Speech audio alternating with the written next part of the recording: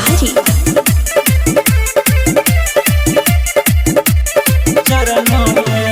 पूजा के थाली सजाई ले लिए हम मैया ला चुनरी मंगाई ले लिए पूजा के थाली सजाई ले लिए हम मैया ला चुनरी मंगाई ले लिए करबै धूम धाम माई के शरण में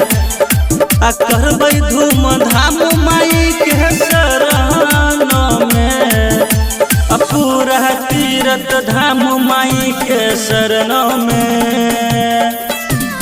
हे देवी माई प्रणाम अहाँ के चरण में पूरा तीरथ धाम माई के शरण में हे देवी माई प्रणाम अहाँ के चरण में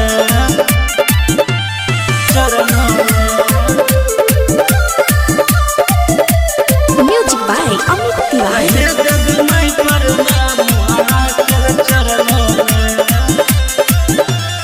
सुनल है पुकार मैया हमारा दिल के रोजो चढ़े फूल हम अरहुल के सुनल है पुकार मैया हमारा दिल के रोजो चढ़े फूल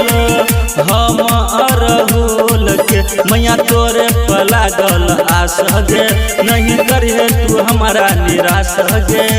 पूरा तीरथ धाम माई के शरण में हे देवी माई प्रणाम अहाँ के चरण में पूरा तीरथ धाम माई के शरण में हे देवी माई प्रणाम अहाँ के चरण में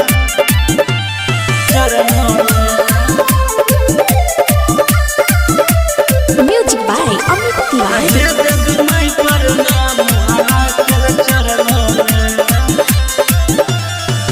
महिमा महान हरि का मैया शेरवाली के यादव रोशन पूजई माई के चरण के महिमा महान हरि का मैया शेरवाली के यादव रोशन पूजई माई के चरण के डॉक्टर धूरन के सुने पुकार के मैया कदही पूजा सफल गे पूरा दुखिया पड़ल हो तोरा शरण में हे देवी माई प्रणाम अहाँ के चरण में पूरा तीर्थ धाम माई के शरण में हे देवी माई प्रणाम अहाँ के चरण में।